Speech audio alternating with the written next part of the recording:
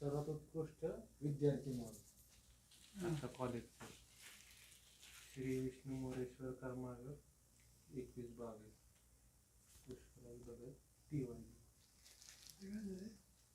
Most outstanding student best student outstanding सगळ्या गोष्टी sports अभ्यास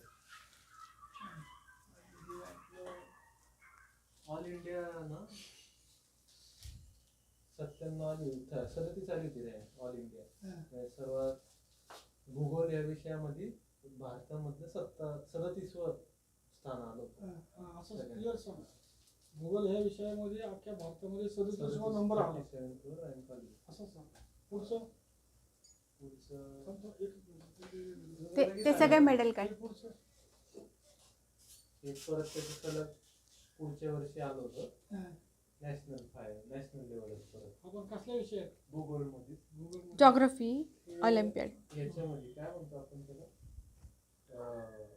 स्पेलिंग मार्क स्पेलिंग बी म्हणजे इंग्लिशचं आहे ते इंग्लिशची परीक्षा दुसरा आलतो आणि हे आवड मिळालं होतं NSDL सांग आवड होता मार्केट का एकलव्य शेअर मार्केट बघू बरं त्याच्यात पहिलं आलं त्याच्या आवडलं. शेअर मार्केट म्हणजे काय? शेअर मार्केट म्हणजे आपलं जे ट्रेडिंग होतं ना मार्केटमध्ये शेअर बाजार म्हणतो ना आपण शेअर बाजार त्याच्यात पहिलं आलं होतं आणि त्या गव्हर्नमेंटचं आहे ना त्यांनी दिलेलं इन्स्टिट्यूट शेअर बाजार बाकी तरी काय शाळेतल्या बघा पेंटिंगच्या वेळेस काढलेलं सगळे मिळून वेगवेगळे खेळामध्ये वगैरे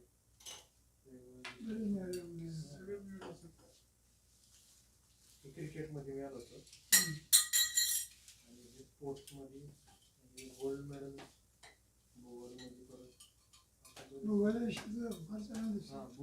चांगलं आहे आणि शेअर बाजार तुमच्यासारखेच हुशार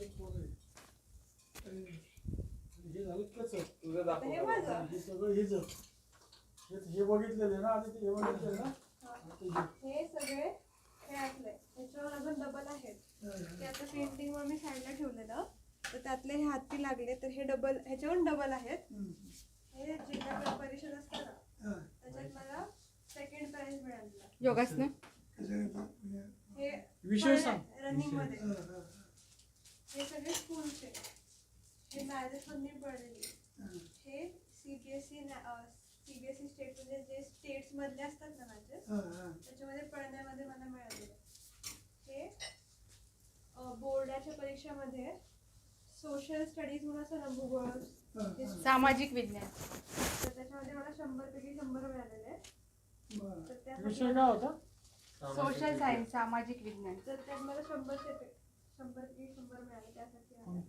आणि हे 9वीतली सगळ्यात उत्कृष्ट खेळाडू विद्यार्थी बेस्ट स्टुडंट अवॉर्ड म्हणजे 10वी मध्ये एवढे 100 लोक असतात त्यातली मला एकटीलाच मिळालं.